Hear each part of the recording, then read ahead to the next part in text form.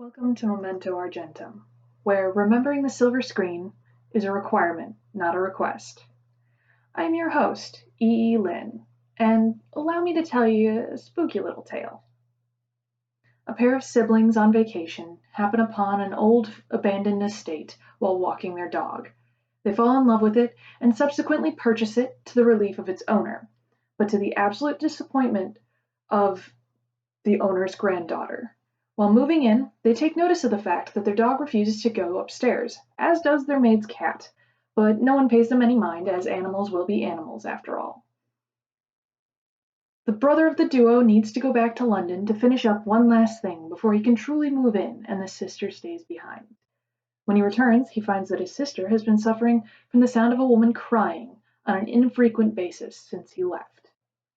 Eager to get to the bottom of it, they begin to research the history of the house and find that there's a reason the previous owner was so keen to sell it, not the least of which is because he doesn't want his granddaughter going to the place. The further they search, the more they realize that the history leaves a lot to be desired, and not everyone is telling them the truth. If they want to keep the granddaughter safe and live there in peace, they'll need to keep pushing until they find that one thing that will explain the dark presence in the house, as well as the oddly comforting smell of perfume. The Uninvited is the granddaddy of haunted house flicks, having been released in 1944. The pair of siblings are played by Ruth Hussey as Pamela Fitzgerald and Ray Milland as Roderick Fitzgerald. The previous owner is known as Commander Beach, and he is played by Donald Crisp. Rounding out the cast as the granddaughter is Gail Russell as Stella Meredith. There's an atmosphere to this film that doesn't completely work now in modern days, but I'll take this film over modern ones any day, even so. When the spooky bits happen, they are spooky and can really get to you if you're in the right mood. It's appropriately chilling at times, and at other times sweet. The love story set up between Ruth Hussey's character and the town doctor, as well as Ray Milland's character and Gail Russell's, both work. Although the Milland one works far better and for good reason. They spend a fair amount of time in the film on it. The love story is how you begin to feel terrible about the situation Gail Russell's character is in. On the one hand, she absolutely loves the house, but on the other, the audience is pretty sure the house is trying to kill her. While not as scary as most modern audiences would want, I feel like this film is a must-watch for any fan of haunted house stories. After all, how often does the story of the haunting actually help them figure out how to stop it in modern films? Not often. They tend to go more towards exorcisms and demonic presences rather than trying to give an out to the residents, rather than allowing them to come up with a solution that they can come to on their own without external help. Now, another film I'll be reviewing soon has a similar situation to this film. They research what's going on and in so doing find out a possible solution to the haunting. Although I will admit that The Changeling, which is that film, does have a seance scene in it that is held by professionals, unlike in this one, where it's a bunch of amateurs trying to get info. The reason I didn't reveal more in this review is because I want people to want to watch this film, with no real way of knowing where it's going to go next. Although I'm sure I've given certain things away even so, and a quick search of Google will probably reveal the entire plot, especially if you go to someplace like Wikipedia. I will also add that the cinematography is great. Works for building the atmosphere. It also works for the black and white medium that it was made for. I'm not saying everything works, but I'm fairly certain either the set or the house they used for the set for most of the film works wonderfully. Now, to go over the actors. Ray Milland is gloriously hilarious in the role of the brother. He's the one that's always making the quips, and I've always had a soft spot for that sort of humor. Ruth Hussey also does make some quips, but it's not quite as... They didn't give her as many good lines. Let's just go with that. I mean, it could have also just been Ray Milland messing around, though. So it's entirely possible that they kept some improvisations of his.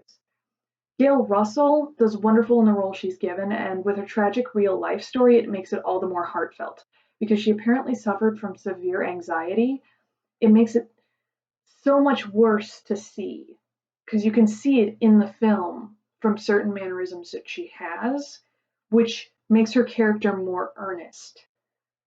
Being put into Hollywood was probably not the best thing for her. However, I cannot fully regret her involvement because I feel like her character would be less in the hands of someone else. I grew up on this film. The reason I chose it is because it's partly the reason I love haunted house films. However, I could understand why people wouldn't be interested in it. I do believe that you shouldn't have to force yourself to like something that you don't want to. Now, if you're willing to try, that's all I'm asking for, trying, then I suggest watching this, especially if you're a fan of the spookier horror films. Now, I'm not talking about slasher flicks, because just going off of my description, you should be able to tell it's not a slasher flick. But if you want to go into it with an open mind, or you love black and white films and you haven't happened to see it, or you haven't seen it in ages and you just realized you haven't and you've been wanting to see it again, then give it a watch. It's worth seeing. It's held up fairly well. I mean, some of it's antiquated, obviously. It would be. It's over 60 years old now. But it's very much a worthy predecessor to some of the more modern haunted house films. You can see some fingerprints from that movie left on films such as Insidious, for example. Like, you can tell that they love the haunted house genre when they make a film like that. Also, I was super happy to see that it got brought to DVD. Like, it makes it so much easier to find. And Criterion saved it. It's a Criterion Collection movie now. I'm so happy about that. And yeah, Criterion doesn't have a great list of movies. Some of them are kind of okay, but that doesn't mean it's not worth seeing. So I hope you give this a watch, and I hope you enjoyed this review. The next movie will be The Ghost and Mrs. Muir, which came out in 1948. So it's a little bit newer. I'm slowly making my way. But hopefully, anyone who's seen this or anyone who decides to watch it will come by and leave a comment letting me know their thoughts on the film. Because this is one of the ones that made me love haunted house films. Aside from the Abbott and Costellos that I watched, and one of the other reviews that I'm going to be putting up here, there are plenty of other films that helped. Actually, there's at least 5 that I can think off the top of my head that helped me fall in love with this genre. Now, I'm not going to stay in haunted house, obviously, because I've already posted a review for a comedic radio show. Like, it's a TV show, but it's about a radio station. I'm clearly not going to just stay with haunted houses.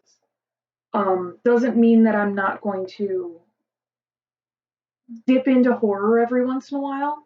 And frankly, that's probably going to happen a lot because I own a lot of horror films, but I'm also going to be dipping into comedic stuff, such as Ghost and Mrs. Muir. I would consider that more of a comedy than a horror film. Honestly, it's a rom-com because there's definitely romance there and there's definitely comedy. In the 40s style, but it's comedy. As I'm going to try and do every video, please, if you want to request a movie to be reviewed, leave a comment.